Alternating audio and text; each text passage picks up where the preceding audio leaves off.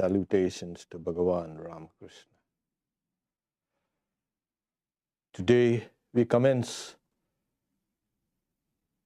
the life of Nag Mahashay in the series Household Disciples of Sri Ramakrishna. His full name was Durga Charan Nag, and Mahashay is a honorific. So Nag Mahashay. Oh, what a life. When I first read it, it was so thrilling, so inspiring. How could a saint of this magnitude live in obscurity, in relative obscurity, of course? But the lives of these saints, though a perfect householder, become a perfect saint. He showed how little a man can possess, how little a man can live by. And at the same time, he developed the powers of endurance to a tremendous, you can say, limit.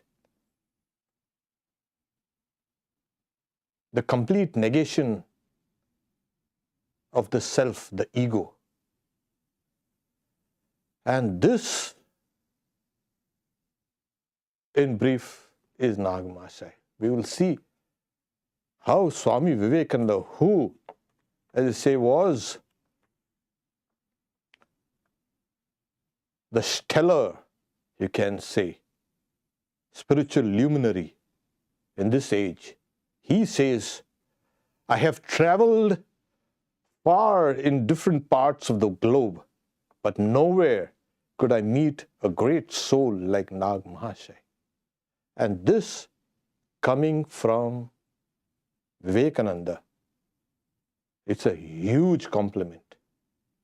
Though they had a lot of arguments, because one was the believer in God with form, and the other was the believer in God without form. We will see some of the debates which Ramakrishna used to enjoy, to put these two devotees together. And so Nag Mahashay, or Durga Charan Nag, was born in August 21st, 1846, in what is now called Devbhog. I've never been there, but it's now his old house, like a hermitage. It's a pilgrimage. Now that part of India is what is called Bangladesh. So his father was Deen Dayal, and he had married Tripura Sundari, his wife. So they had two, you can say, sons and two daughters. One son and a daughter died. In those days, it was quite common, childhood illnesses. So Deen Dayal had an elder sister, a sister, whose name was Bhagavati. When she became a widow, she came to live with her brothers, and she brought up this child, Deen Dayal's son, Nag Mahashay. Deen Dayal also had another sister, but she never interacted much with the family. When Durga Charan was about 8 years, his mother died. He had a sister, and that was, you can say, when you're young, you don't understand the real impact of life when you see death. It is there when you can understand what is this life, and the questions start popping up. So this young boy, he was brought up by his aunt, Bhagavati. And he used to say, this aunt of mine must have been my mother in my previous lives. She brought him up like her own son. The father, though he was staying at Devburg, now Devburg wasn't the ancestral, you can say, place. They were living somewhere else, but they came to Devburg. Now this place is about 20 miles, 10 or 18 miles something from Dhaka, what is called Dhaka, the capital of Bangladesh. So that much for geography. So his father, he used to work in a firm in Calcutta. And so he used to spend most of his time here in Calcutta. Aunt was bringing up the children there. So this was the, you can say, arrangement. He was, when he was young, he's saying, he was very sweet-mannered and his behavior was perfect. And he was modest, yet he was strong, and for his age, he was big. And also, he looked very handsome. He wore 2 silver bracelets, bangles they call. And there was a peculiar trait. He never used to eat food from strangers. Only things that were offered, ritually offered to the Lord, and we partaken. And the women of the village used to come, and they loved to take him in their laps and play with him. When it was evening, he used to tell his aunt, look at those stars out there. So he used to say, dear mama, the boy would say, why not let us go to those realms? I don't feel well here. And this is something you find in many saints, an early indication of an higher idea of a higher realm, which they must have kind of experienced, or they feel that they don't belong here to this world. His aunt, like all other aunts, she should tell stories from the Ramayana and the Mahabharata, etc., in the evenings to this child. And he would be insistent, I want to hear bedtime stories or that. Now today we know what, I don't know what bedtime stories there are, but these were the great epics, and they are full of stories. And the boy used to be listening with rapt attention. And his power of imagination was such that he used to visualize them, and when he used to go to sleep, he used to dream about them. And sometimes his dreams were so vivid, it used to wake him up. But he never used to disturb his aunt, because she was sleeping. In the morning, she used to say, I saw this god and this goddess. And his aunt used to get, filled with awe. My God. So his dreams were all spiritual dreams. That is another indication of an early, you can say, potential of a saint. We generally dream of hundreds of things that we did and all these hundreds of desires and all. But in saints of this type, their dreams will be full of spirituality. So, though he was not very athletic, but then in a village growing up, he used to stick to truth, and that made him unpopular, of course. It's always like that. But his friends used to come to him, and he used to be like a kind of umpire, a kind of arbiter. Okay. And he was wise beyond his years. And all of them were happy with his conclusions. Now, there was a nearby school where he attended, but it was up to 3rd grade. He told his father, when his father had come during the puja vacations, I would like to go to Calcutta and study there. But father was indigent, could not afford to have his young son come and study. So he went to a place called Narayanganj, where he studied there. And after studying, he's saying, and he wanted to pursue study. So he had heard there are some schools in the city, what is called Dhaka. And so one day he left without telling anybody to check out some of the schools.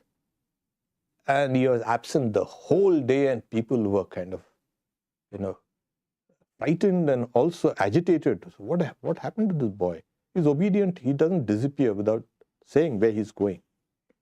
In the evening, he came back. He's saying, I've decided to go and study in that school in Dhaka. Saying, what? Who's going to take you along? I'll go on my own. So he told his aunt, you prepare my meal before 8 a.m. and I leave. So he had to walk every day 10 kilometers. About 8 miles every day to school and come back. That was his, you can say, desire to learn. He spent 15 months with this routine. Every morning he used to, after a kind of a heavy breakfast or whatever, he used to leave, he used to walk. And in rain, in sunshine, in winter, he used to walk up and down. He missed school only 2 days in this 15 months. Amazing. And he used to say, well, I take a shortcut through a forest, and when I'm a little hungry, I eat that parched rice or puff rice. And I'm with my thoughts and I'm happy. So a teacher noticed that this boy is walking every day to and fro. I don't know how many hours it takes. I mentioned. But he used to return late at night. So he felt pity, saying, I'll make arrangements for you to stay here with me, and I'll take care of the food, etc., the boarding and the lodging. And he declined the offer, said, no, it's perfect. I'm fine, he said. And amazingly, he kept up this routine. He mastered the Bengali alphabet and all these things. And then his father, he said, okay, I'll take you to Calcutta. But because he showed exceptional, you can say, talent in literature. And he used to write, and it was mainly on the religious theme. And very poetic also. So he was then taken to Calcutta.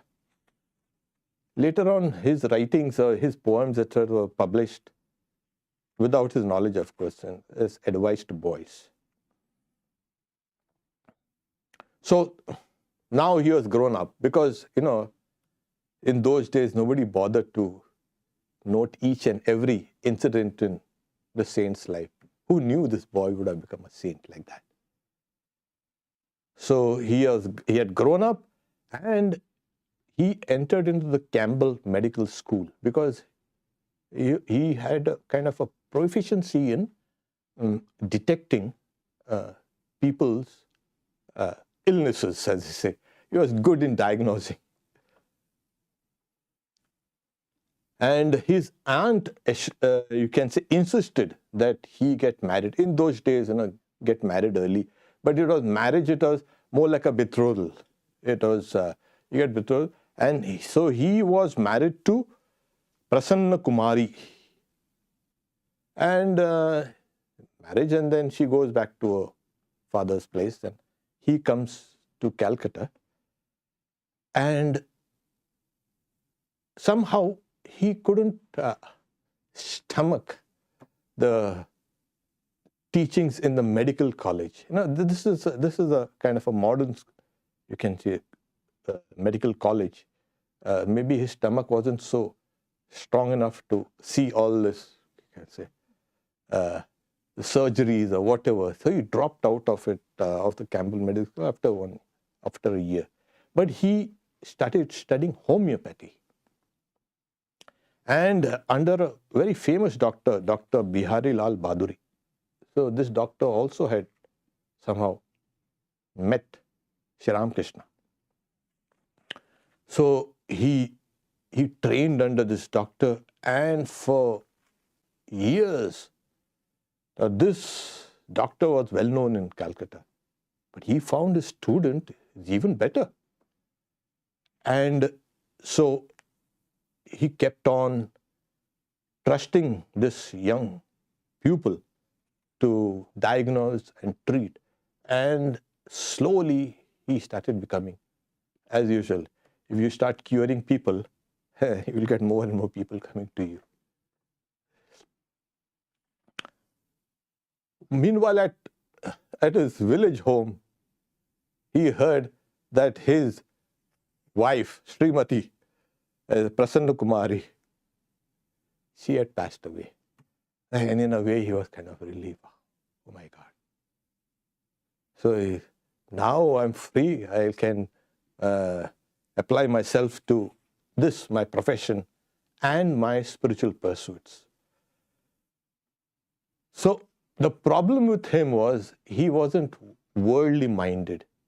So he used to diagnose, treat people, even dispense medicines for free.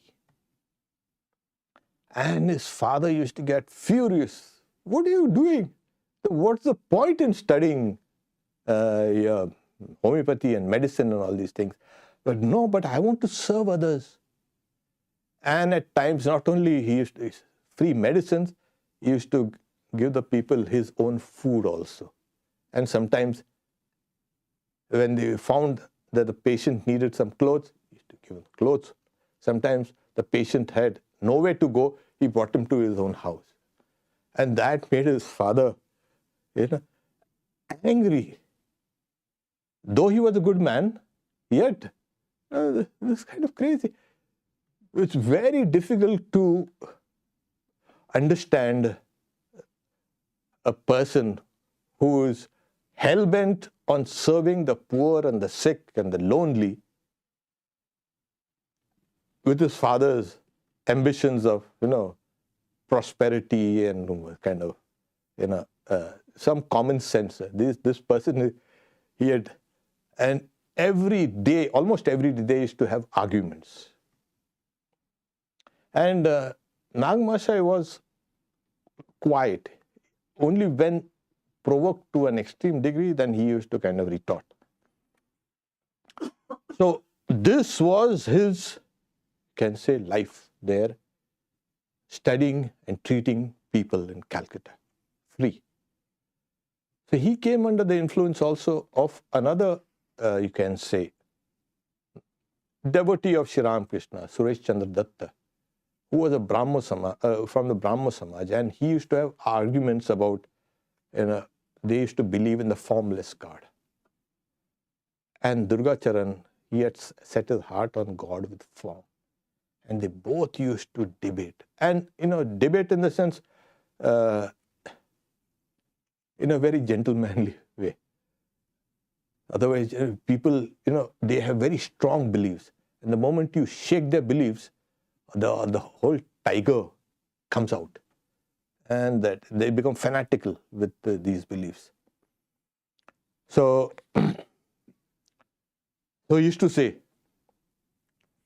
well, there arises the necessity for the belief in the various gods and the goddesses. Say. And do you mean to say all the Vedas and the Puranas and the Tantras are all kind of wrong? They have been there for thousands of years. How can you say that they are all wrong? And your Suresh Datta used to again say, no, this is, it is meant for the people who have developed the first love for God. They need something to hold on to, but the reality is the formless God, etc.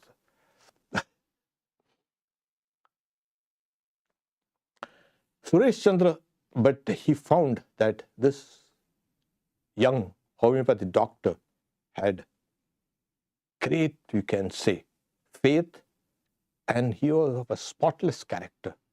Nothing could tempt him, and he stuck to truth. That was his, you can say, his life. He never compromised on that.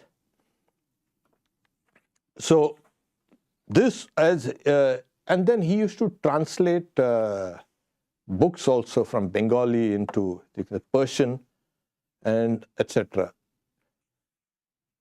Sometimes some of his friends, they used to bring all the atheistic arguments against him. And at times, he wasn't a great debater, you see. He had faith in God, but then, if you bring logic, especially philosophical logic, then even the best of the devotees will find their faith being shaken. Though he used to be beaten arguments by these his atheistic friends, yet he used to say, I have not the least shadow of a doubt about the existence of God. Though he was vanquished in the argument, I have faith in God and I'm going to stick to it. You may give all your arguments, etc. He's saying, what is the use of, you can say, debating over an entity that exists in all reality? God is self-effulgent like the sun. This is something that one develops once you start being devoted to God. There is something higher than your intellect. That is your intuition. Somehow, intuitively, you know this God exists. And if it is nurtured, then it becomes unshakable. Your intellect will doubt this and that, but then finally your intuition takes over, yes or no? So you may beat anybody, any devotee with logic.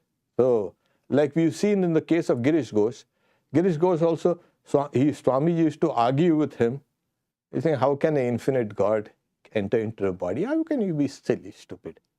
Infinity and in a finite body. It's not just possible. And Girish Ghosh, at one time, he smashed his hand on the floor and saying, you rascal, I have seen that infinite God take a form. And Swamiji, he leaped up, embraced him. That's the end of the argument. So this is a natural development with devotion. Somewhere deep down, then your doubts don't matter much. There remain doubts. In fact, doubts will remain till the very end of your spiritual journey. End in the sense when your spiritual journey gets over. When you realize the truth. The Upanishad says, Vidyate Hridaya Granthi. When the knots of the heart are cut asunder, all doubts are dispelled. When that truth, which is the higher and the lower, is perceived, experienced. So this is in the Mundaka Upanishad. So till then, there will always be. And in the higher reaches of yoga, yes, you find, my God, what happened to all the gods and the goddesses and everything? There's nothing. So, in fact, this doubt and this higher intuitive, you can say, conviction sometimes are at odds. And that is why people say, yeah, we don't know. They say they're agnostic. Well, we don't know. We cannot say one way or the other. So he used to meet his friend, but the topic of discussion was only religious.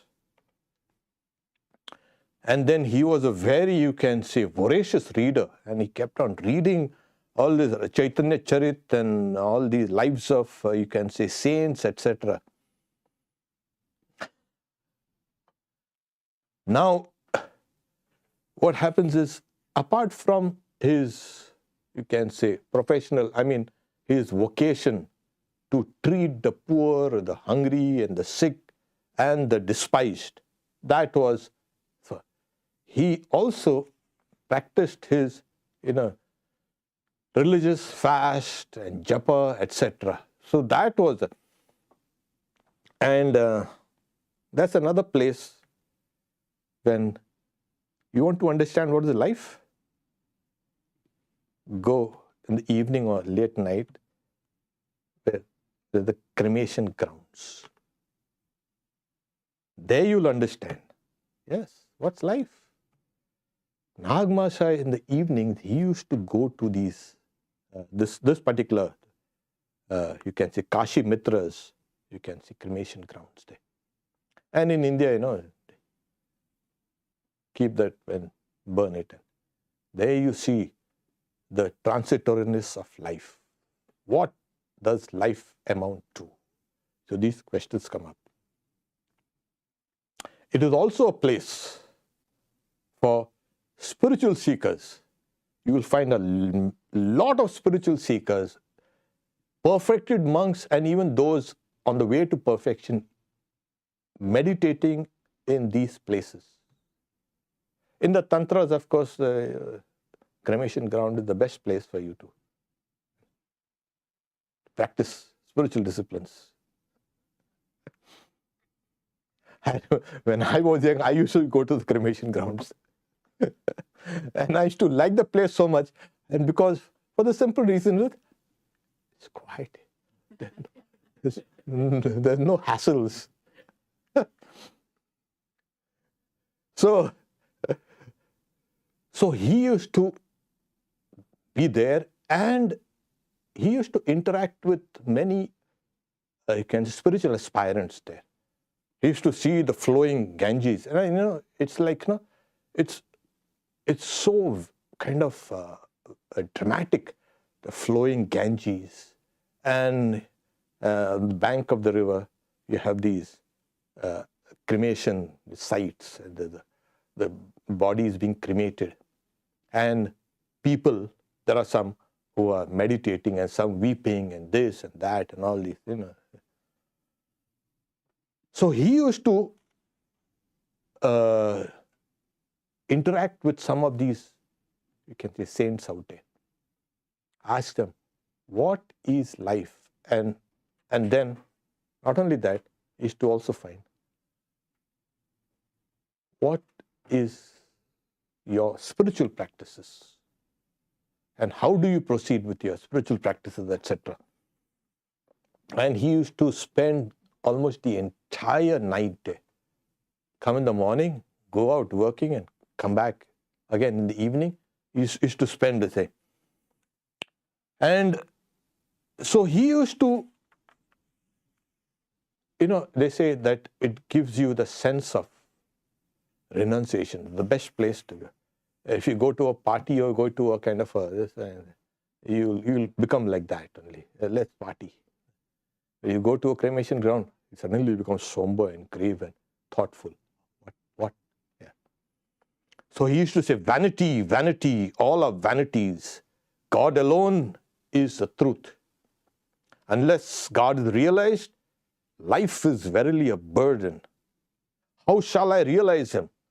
Who would show me the way? And that was now his quest. He can see human misery throughout the day. He's serving. What is this? When you see human misery, especially people who are helpless, sick, then your ideas about God, what is God doing this? And God is in heaven. You should come here to see what's he had done here. Yeah, it's a very convenient theological, you can say, solution we've got. God is not involved in this. You. So he used to see daily, and he used to start questioning. What is the role of God here? What is the role of karma? Why is human suffering? And he is seeing the desperation in people, and then he himself, instead of becoming kind of hopeless, his search for the truth became even more intense. Yeah, because when you want answers, you got to strive. Nothing will fall down in your lap. So these, some of the monks and other, you can say, spiritual aspirants, even different type, they should teach him, and then it used to create a confusion, which path is the right path for me? Spiritual practices. So there he met a very old Brahmin, saying, which path do I follow?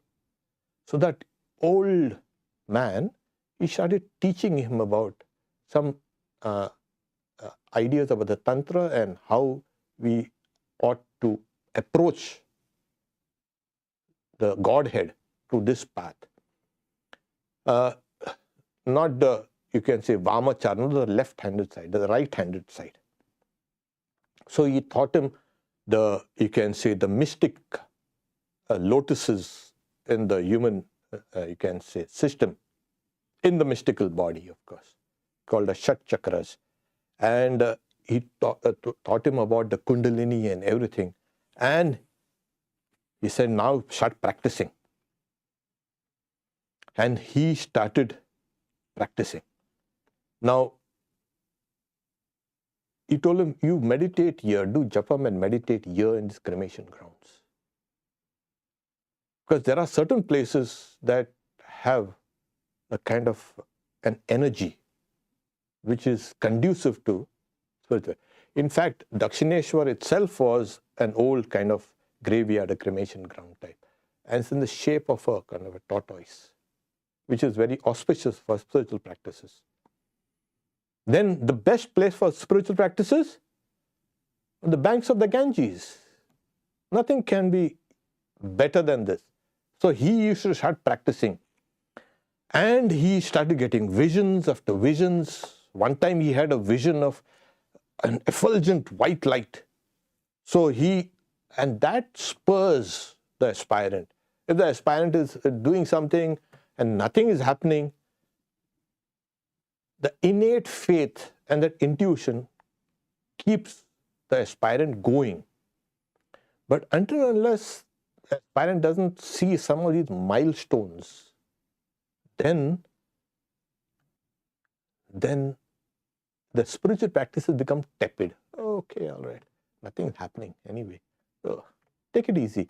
If I meditate for 5 hours, next day, okay, nothing is happening, I'll meditate for 4 hours, and then 3 hours, and 2 hours, and 1 hour, and then. So these are the milestones of progress. So he started experiencing these milestones. Now like everything, his father now wanted Durgacharan Mahashay to remarry again. Saying first time unlucky, maybe second time lucky. So he said, no way. See? And he's saying, you see, and he was, Deen Dayal was at, you can say, orthodox type.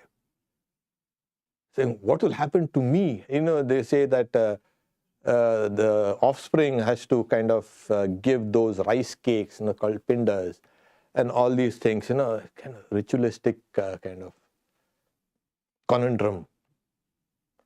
And so he said, you must marry. He's saying, no, I'm not going to marry. And Deen Dayal, on his trip back home, he agreed to a proposal for a girl to marry, a future, you can say, daughter-in-law. And then he's saying, this son is not interested anymore, saying, I will be called a liar. I don't care. So you got yourself into trouble. And he loved his father, but then they were both arguing, and these arguments went on, lasted for days and days.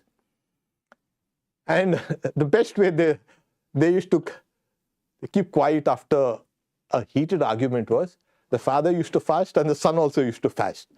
They should not talk, and they both used to fast.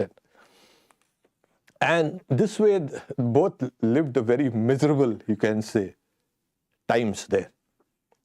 And so, after a lot of persuasion, he agreed to getting remarried. And Sharat Kumari, she was the wife. But so he had said, the father had said, once you got me married and the girl died, again you're going to place someone else's daughter in the jaws of death. No, sir. So his father had replied, faith is determined by the divine dispenser. If you disobey me, your father, you will not succeed in any sphere of life. I will curse you so that you will not progress even in your religious life. There it was. One of the things that frightens people into submission is elders. I'll curse you. Oh my God. But thank God, in the world of Ramakrishna, no curses will work. But then it's, and especially because India has that old tradition, people who have lived their life according to truth. If they say something, it's going to materialize. There's no doubt. There's nothing. The idea of doubt wasn't there at all. Deen Dayal had lived his entire life based on truth. He was worldly minded, but then what happened? But he was truthful.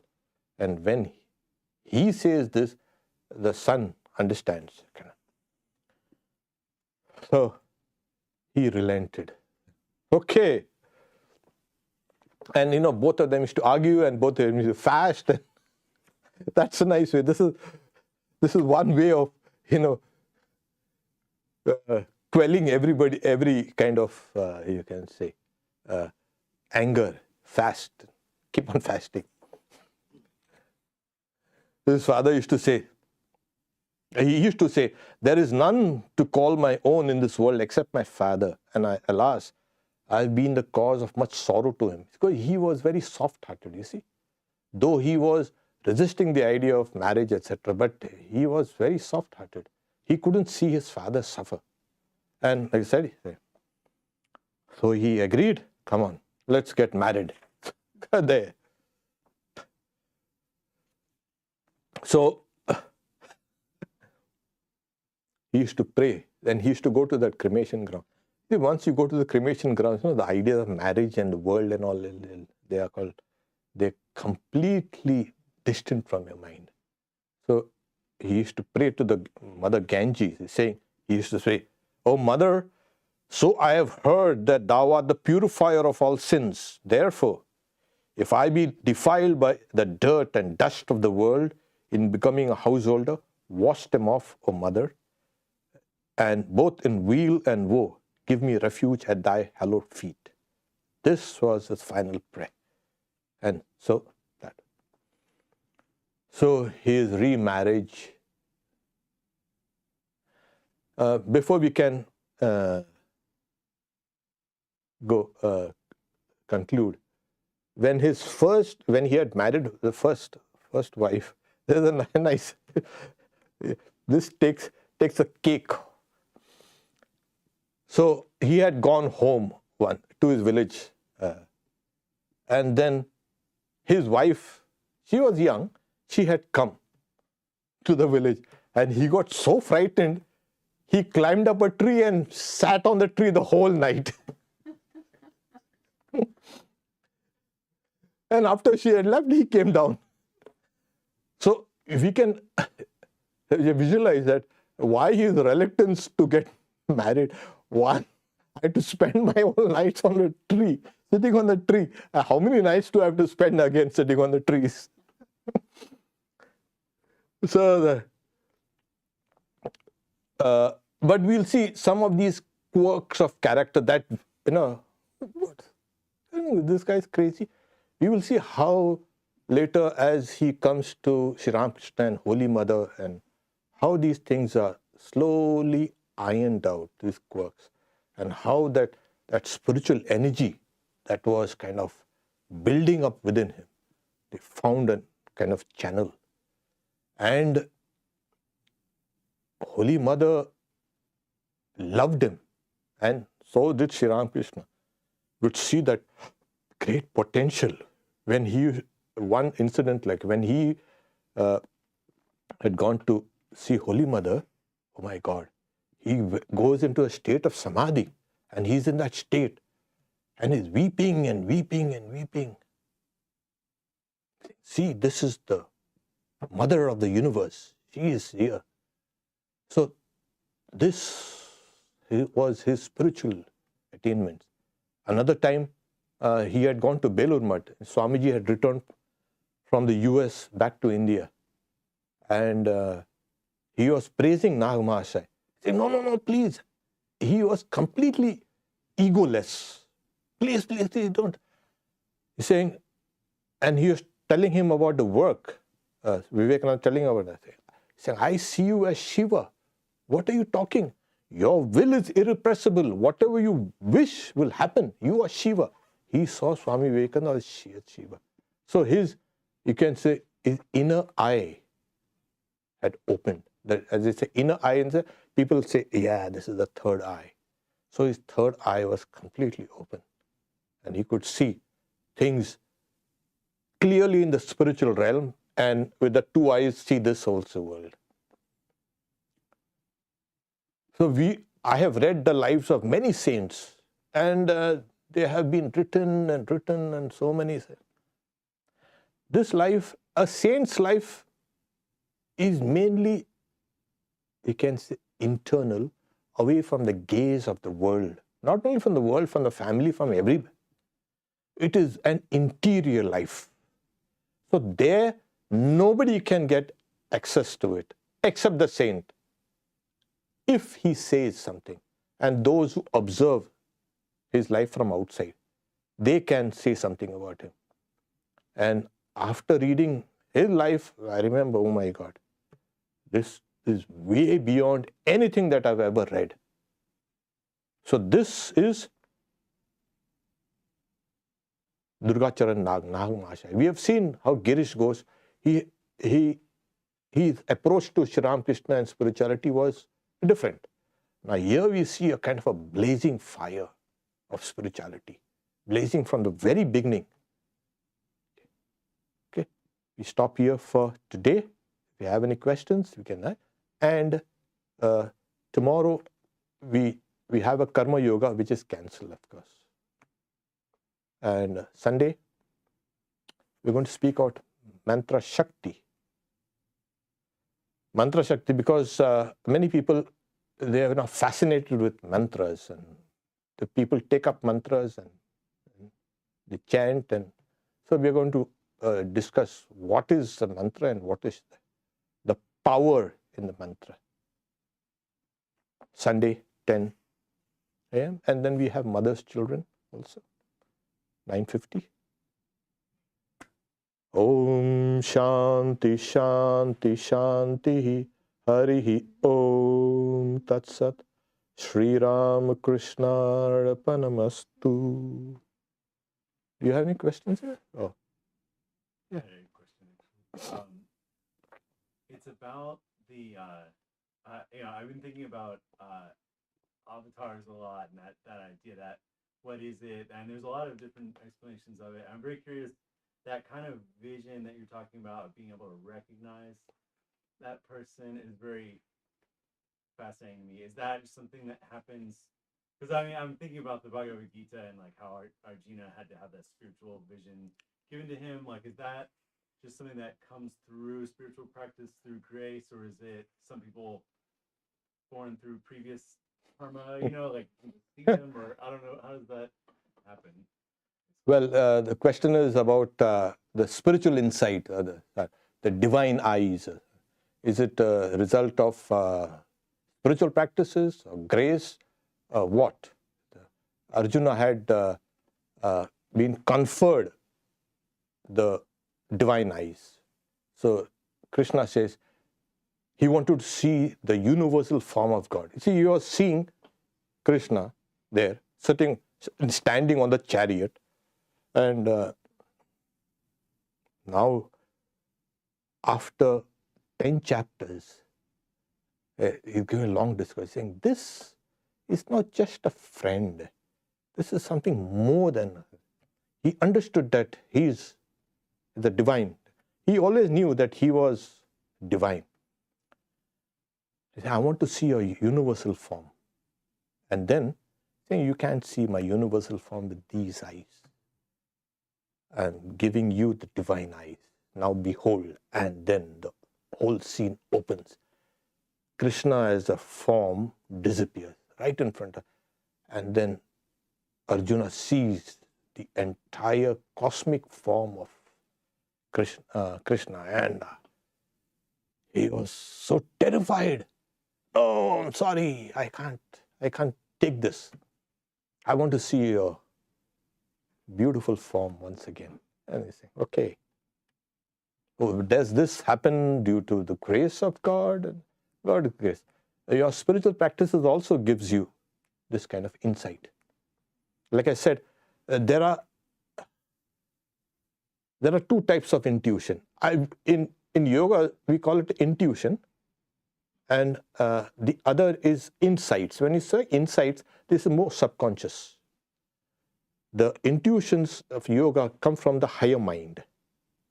So we rely on this, not on this. Like suppose you're a musician and you've been practicing, and then suddenly a tune pops up in your.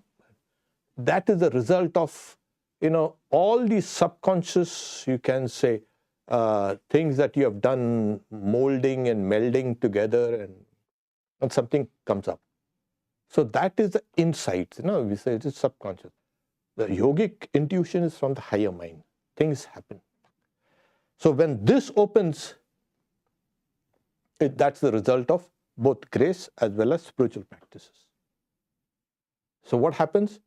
You can understand things much clearly. Do you mind if I ask a related question? I don't want to ask. We can talk later. Yeah. Well, if you prefer that. Yeah, I think. Okay. Okay, so divine eyes. The Arjuna. Divyam dadami te chakshu pashyame yogam. I'm giving you the divine eyes. Now see this universal form of mine. That's the 11th chapter. Okay. Om Shanti Shanti Shanti.